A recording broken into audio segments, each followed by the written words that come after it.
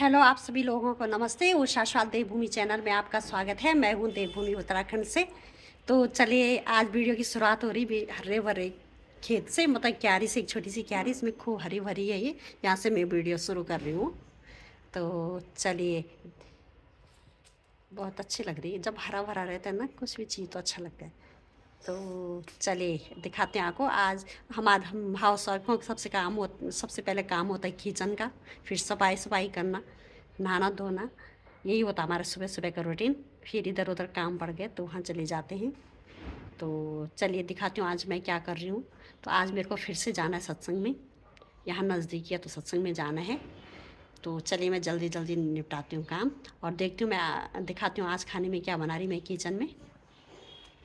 और यहाँ पर मेरी बेटी नाना जी को ले जा रही है, यानी मेरे पिताजी को अपने काम से ले जा रही है कहीं।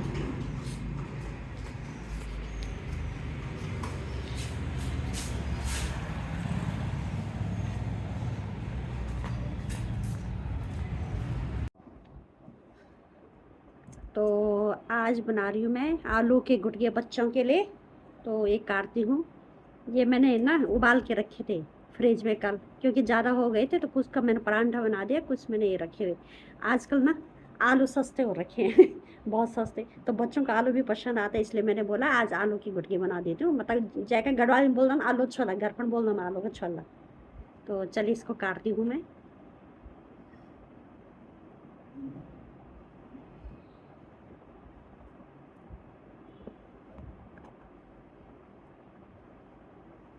इसको ना ज़्यादा बारीक काटूंगी मैं, ना ज़्यादा मोटा काटूंगी।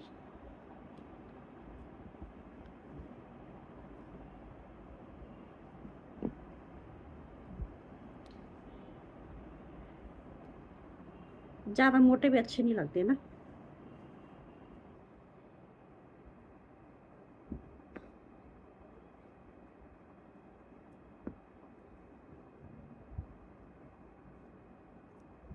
ये कट चुके हैं मेरे आलू। इनको मैं फ्राई करती हूँ थोड़ा। वो भी गढ़ वाली तड़के के साथ करूँगी मैं। उत्तराखंड की जो फेवरेट तड़का है उसको उससे करूँगी मैं। चलिए, तो चढ़ा दी मैंने लोहे की कढ़ाई, जो मेरी सबसे फेवरेट कढ़ाई है। मैं मेरा खाना, मुझे इसी में खाना स्वाद लगता है। और ये चढ़ा दी मैंने लोहे की कढ़ाई। जैसे कि मैंने आपको बताया था ना पिछली बार, कि मैंने इसको गरम धो के और कपड़े से साफ करके और गैस के ऊपर रख दिया था सुखाने के लिए। तो देखिए अब आज इस पर जंग नहीं लगा हुआ है ना। मैंने 2-3 दिन पहले धोई थी कढ़ाई, रख दी थी, तो बिल्कुल भी इस पर जंग नहीं लगा हुआ है, ऐसी की ऐसी है। तो मैं बोला था आप लोगों को दिखाऊंगी मैं दोबारा जब बनाऊंगी तो इसमें जंग लगा है कि नहीं लगा है। तो नहीं लगा है ना इसमें जंग, देख लीजिए।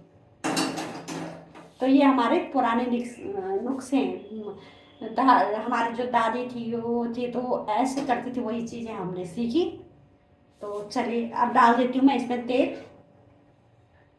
ये पड़ गए मेरा तेल। तेल रिफाइंड है इनका।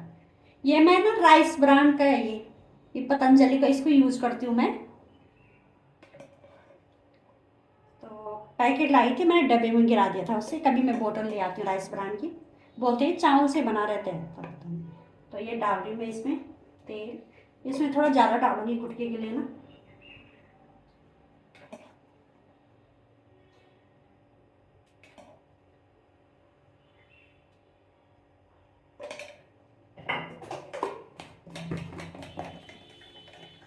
ये डाल दिया मैंने तेल। अब इसके ऊपर डालूंगी मैं जीरा। गैस कम कर रखा मैंने। तो तेल हो चुका है गरम। मैंने फ़ोन ना यहाँ पे अटका रखा, किसी चीज़ की फ़ोन रखने की दिक्कत होती है ना, तो बड़ी मुश्किल से मैंने अटका रखा था। बता रही हूँ आप लोगों को, छोटा सा किचन है ना, एडजस्ट करना पड़ता है इसमें। घिच पिच हो रखा है। तो चलिए डालती हूँ मैं पहले जीरा।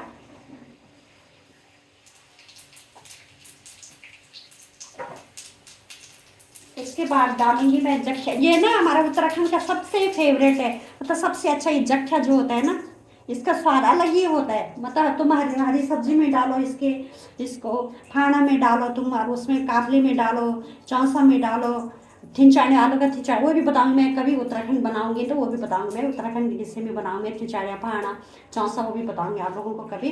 तो ये है जख्या, हमारा बहुत अच्छा स्वाद आता है, ये उत्तराखंड का है। तो ये डाल दिया मैंने। हमारे यहाँ जख्या बोलते थे हिंदी में, मुझे पता नहीं क्या बोलते हैं इसको। अब डालूंगी थोड़ा सा अजवाइन। ये कड़ी पत्ते हैं, कड़ी पत्ते।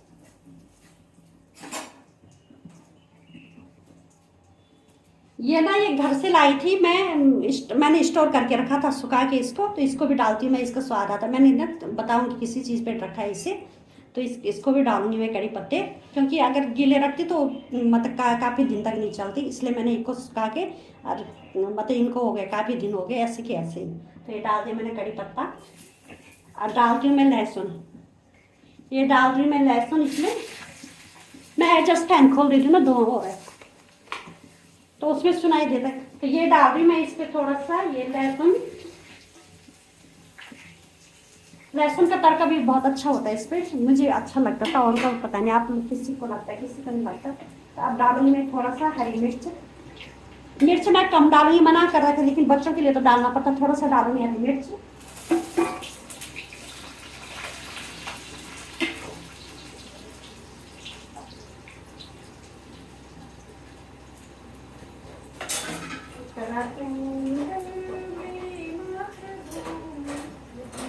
अब डालूंगी मैं इसमें गुटके।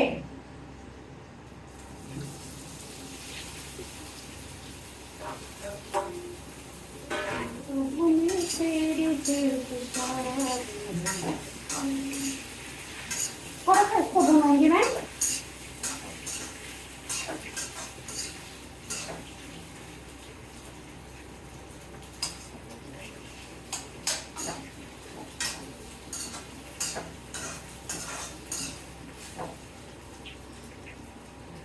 अब इसमें डालूंगी मैं मसाले,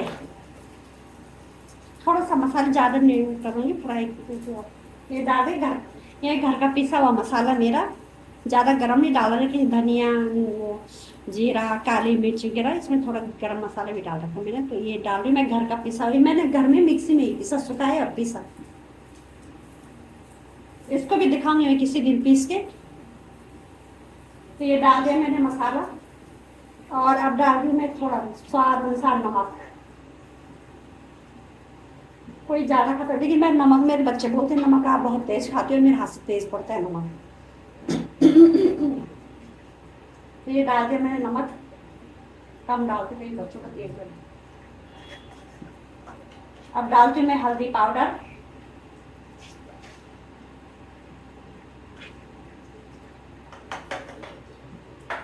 अब इसको थोड़ा सा और फ्राई करूँगी।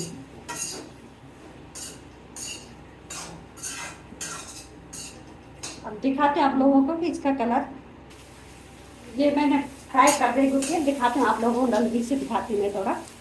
देखिए ये हो गए मेरे गुटके तैयार, बहुत अच्छा कलर आ रहा है इसका। अगर मैं लाल मिर्च डालती ऊपर से ना तो और भी अच्छा कलर आना था, लेकिन लाल मिर्च मैं डालती नहीं, हेल्थ के लिए अच्छा भी नहीं होता, मना भी कर रखे मेरे को ना मिर्च खाने के, हरी भी नहीं खाने पर मैंने फिर भी हरी डाल दी बच्चों के लिए। तो ये है, और ऊपर से धनिया नहीं है मेरे पास, में बोल रही हरा धनिया डाल के, थोड़े लहसुन के पत्ते वगैरह होते तो और भी अच्छा होना था। तो ये हो गए मेरे गुटके तैयार। तो चलिए मिलते हैं आगे खाने के आपको। चलिए तो खाना रखते हैं अब बच्चों के लिए।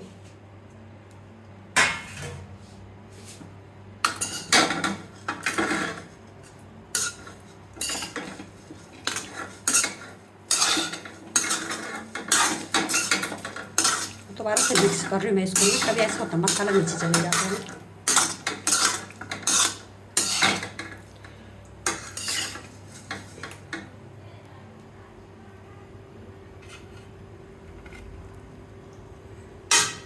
उत्तराखंड मेरी मातृभूमि, ओ भूमि तेरी जय जयकार, भूमि तेरी जय जयकार।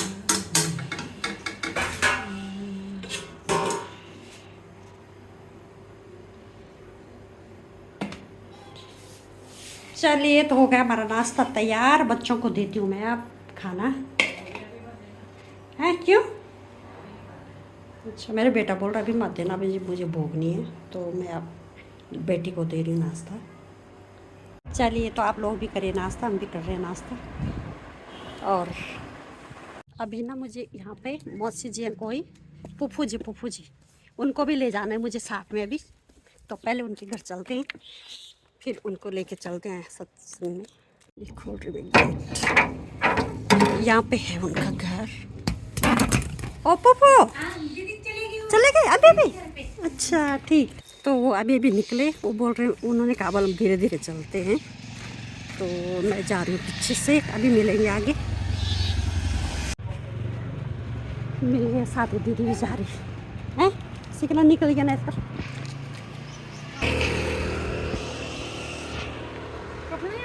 दो निकल गए आगे। हाँ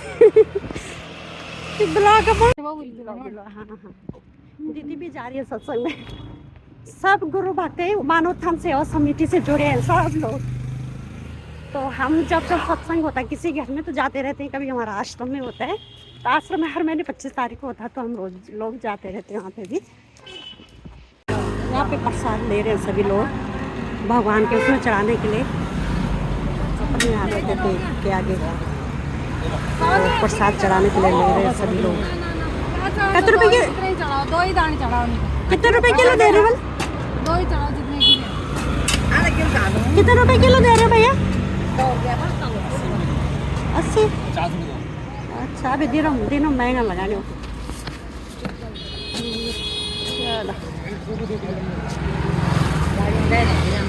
चल तो अब रोड क्रॉस कर रहे हैं, बहुत गाड़ी आ रही है बार बार।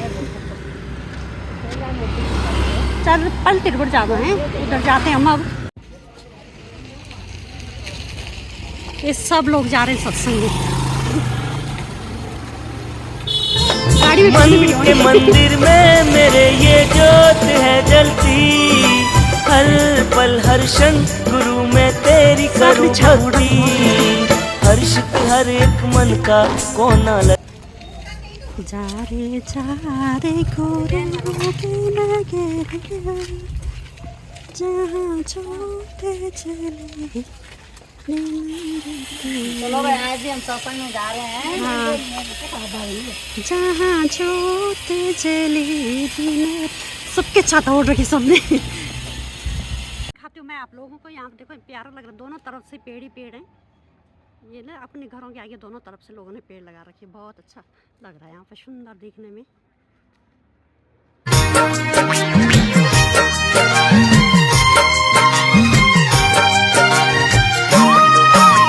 अभी कोरोना काल में कितना हो रहा था लोगों को ऑक्सीजन की कमी ना, तो पेड़ पौधे को हमें कभी मतलब लगाना चाहिए, काटने नहीं चाहिए पेड़ पौधे कभी।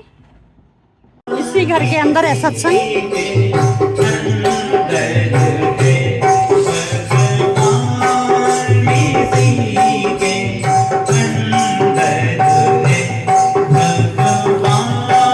प्रेम से बोले श्री सद्गुरुदेव महाराज की जय, बोली सच्चे दरबार की जय, सभी भक्त भगवान की जय।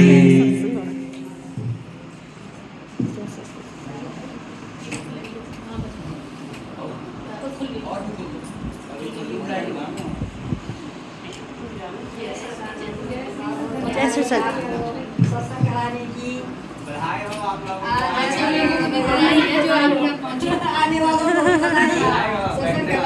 जैसे सजाना। प्रेम से आनंद कंद भगवान की जय, जगत जननी श्री माता जी की जय, हंस वंश की जय।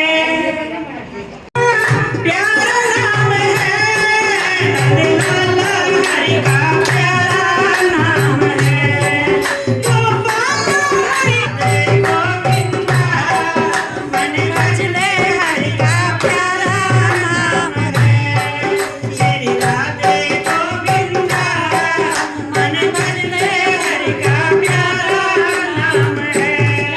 शुरू हो रहे हैं अभी।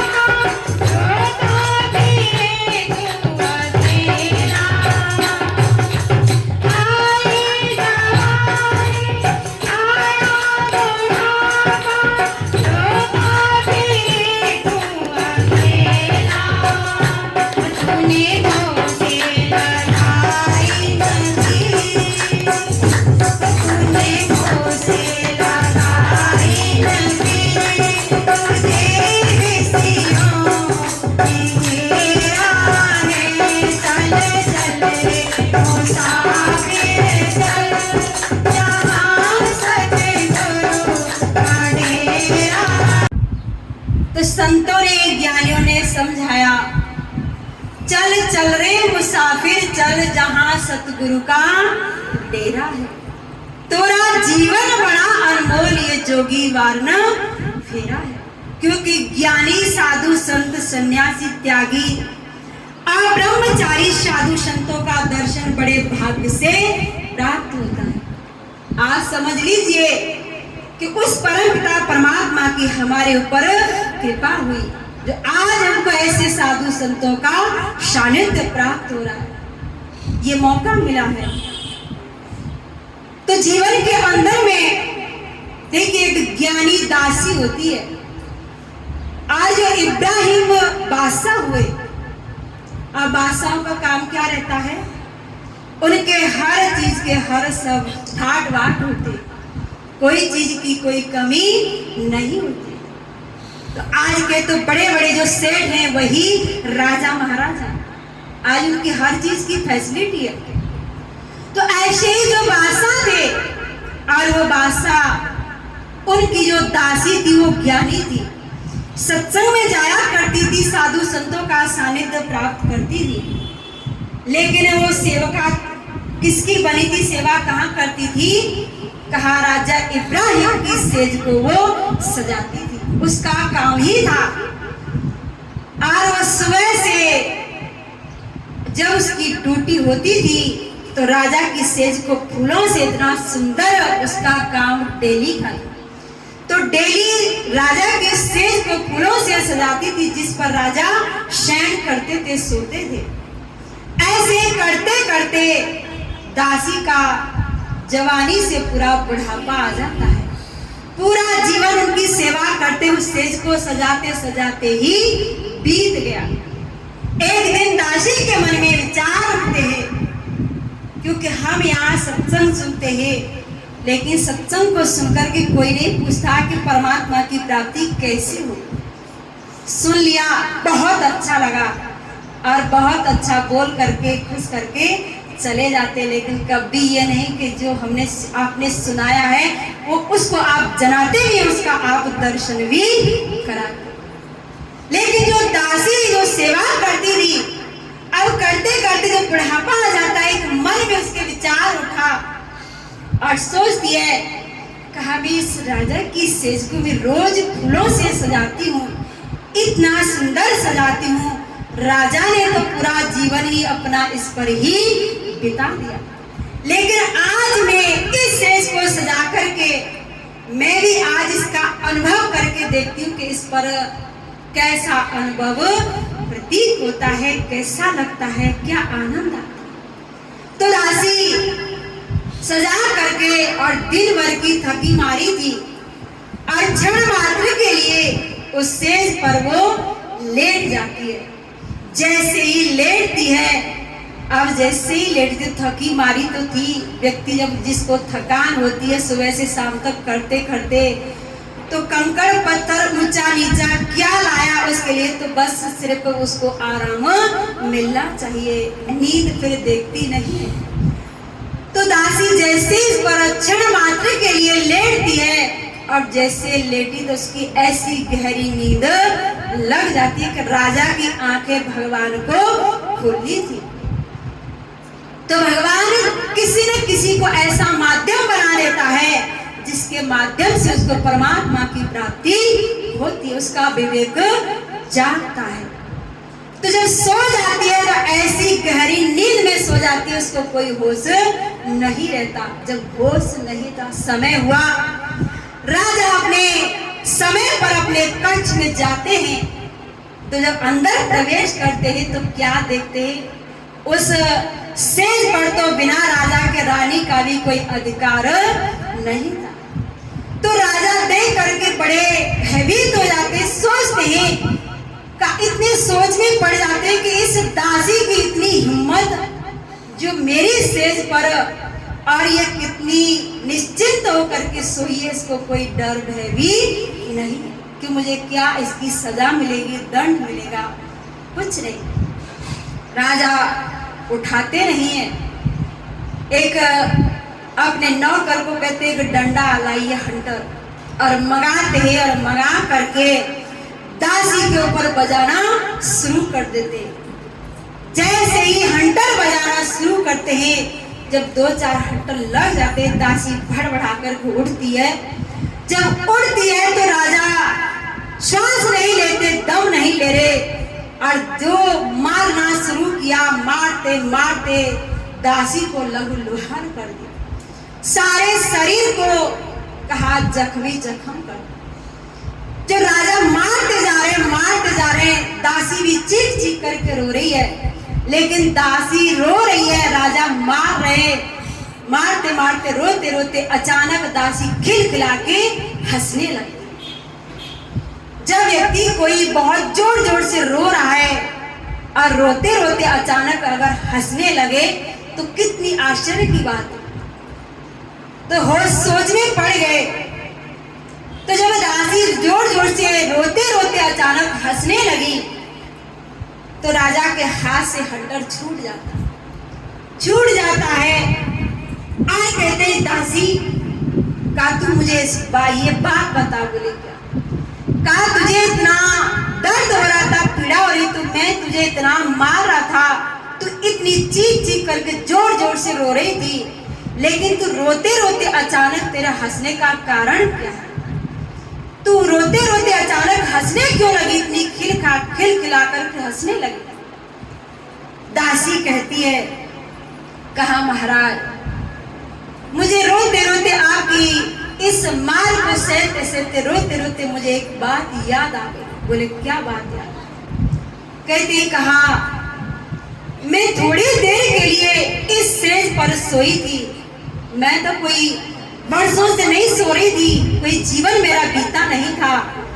मैं तो घड़ी मात्र लेके इस सेज पर थोड़ी देर के लिए सोई थी। जो इतनी सी देर की जो सोने की जो मुझे इतनी सजा मिल रही है, जो मेरे सारे शरीर को ही लहूलुहान कर दिया। लेकिन मुझे हंसी इस बात पर आ गई, तो मुझे थोड़ी सी देर सोने की इतनी सजा मिल रही है, तो मैं ये सोच में पड़ गई, राजा ने तो सारा जीवन ही इस सेज पर बिता दिया। अब न जाने यमदूत की मार राजा पर कितनी पड़ेगी, जिसकी कोई कल्पना भी नहीं कर सकती, क्योंकि राजा ने तो पूरा जीवन इस सेज पर ही बिता दिया। जब ये बात राजा सुनते हैं और सुन करके कुछ उनकी समझ में आती है दासी की बात। कहते, कहा दासी तुम क्या करे? तो दासी कहती, कहा महाराज मैं सही कह रही, क्योंकि मुझे इतना सा इस पर सोने का इतनी सजा जो मिली है, तो मेरे शरीर को लहूलुहान कर दिया। लेकिन आपने तो सारा जीवन ही इस सेज पर बिता दिया है। उस यमराज के आपके ऊपर कितने हंटर पड़ेंगे, जिसकी कोई सीमा भी नहीं, जिसकी कोई कल्पना भी नहीं कर सकते। आप अब इसके लिए कहा सतर्क हो जाइए, सावधान हो जाइए। राजा की तो रूह कांप जाती है, इतने डर जाते हैं। कहा किसी को मारना बड़ा सहज है, लेकिन खुद को जब दर्द होता है तब व्यक्ति को पता चलता है कि दूसरे में अपने में कितना अंतर है। तो इस पीर को हर कोई जानता नहीं, तो पीर वही जानता है जिसके दर्द होता है, वो दूसरे का दर्द भी समझता है, और जिसके दर्द नहीं है तो वो दूसरे का दर्द भी नहीं समझता। तो दासी से राजा कहते हैं, हे दासी का अगर तू मुझे कोई अब तूने जब मुझे ये बता ही दिया है कि यमराज के मेरे ऊपर कितने हंटर पड़ेंगे, जिसकी मैं कल्पना भी नहीं कर सकता, तो आपने जब यहाँ का ये रास्ता खोल ही दिया है, जब बता ही दिया है, तो आगे का रास्ता भी तू जानती है, और तू मुझे वही रास्ता बता जहाँ से मेरी ये 84 भी कट जाए, मैं उस यमराज के हंटरों से बच जाऊं। तब जो ज्ञानी होता है उसके अंदर कभी बदले की भावना नहीं होती। तो दासी कहती है का आप चलिए, का अगर आप चलना चाहते हैं और इस यमराज के हंटरों से लग 84 योनि से आप अगर बचना चाहते हैं, तो आप मेरे साथ चले, मैं आपको ऐसी जगह पर लेकर के चलूंगी जहाँ व्यक्ति एक बार चला जाता है फिर लौट करके वापस नहीं आता है। तो तुम्हारा जीवन क्या है? कहा तेरा जीवन बड़ा अनमोल, ये मनुष्य जीवन बड़ा ही अनमोल है। इस अनमोल जीवन की कीमत किसी बिरले ने ही जानी। तो कितने जन्मों के बाद मनुष्य जीवन मिलता है? कई जन्मों के बाद झोला पाया कि देखो इसे दाग न लगे। कई जन्मों के बाद झोला पाया कि देखो इसे दाग न लगे। ऐसी राजा को समझाती है, काहे राजन का जो आप इतने बड़े राजा बादशाह जो बने हुए हैं, का इस जन्म की कमाई से नहीं है, इस जन्म के पुण्य से नहीं है, जन्म जन्मों के पुण्य के प्रताप से आज आपको ये मनुष्य जीवन भी मिला। और मनुष्य जीवन ही नहीं, आप इतने बड़े बादशाह भी बने हुए। ये जन्म जन्मों की कमाई है, उस जन्मों की कमाई के प्रताप से आज आपको सारे ठाट वाट मिल रहे। लेकिन इसमें अगर आपको अब तो मिला, इतने बड़े राजा बादशाह बने हुए, लेकिन अब आगे अब कमाई नहीं करोगे तो जो आपने इतने बड़े राजा पद को जो प्राप्त किया है, अब ये कहाँ जाने वाला है? 84 में जाने वाला। अगर आपने जोगी के साधु के वचनों पर अगर आपने ध्यान नहीं दिया, सुना नहीं, तो ये अनमोल जीवन व्यर्थ ही चला जाएगा।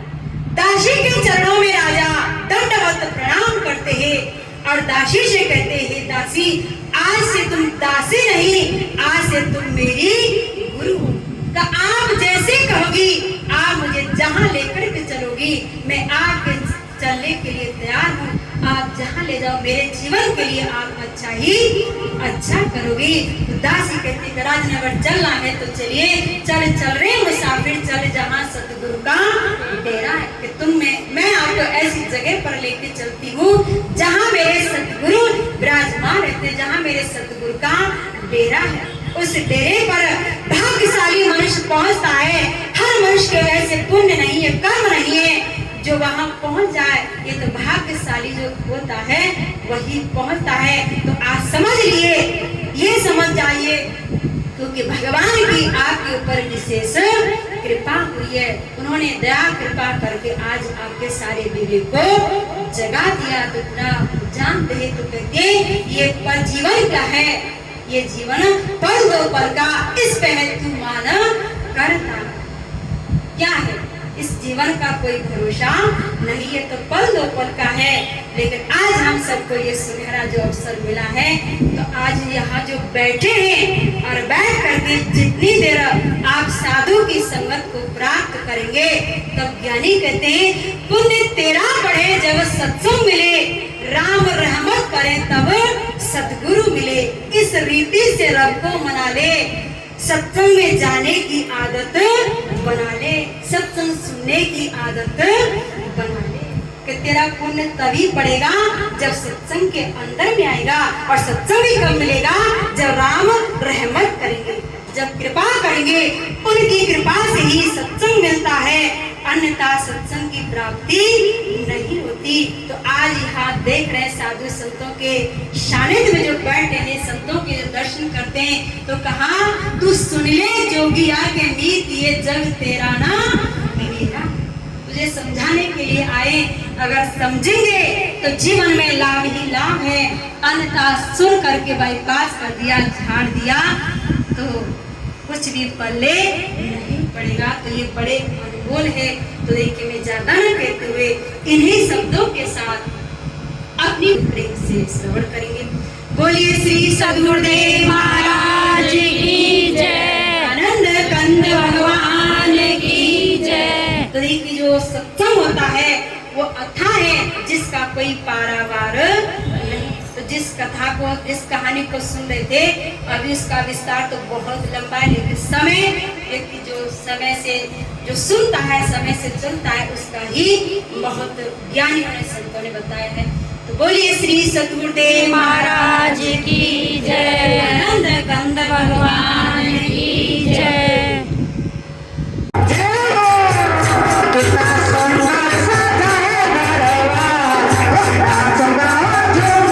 Thank you.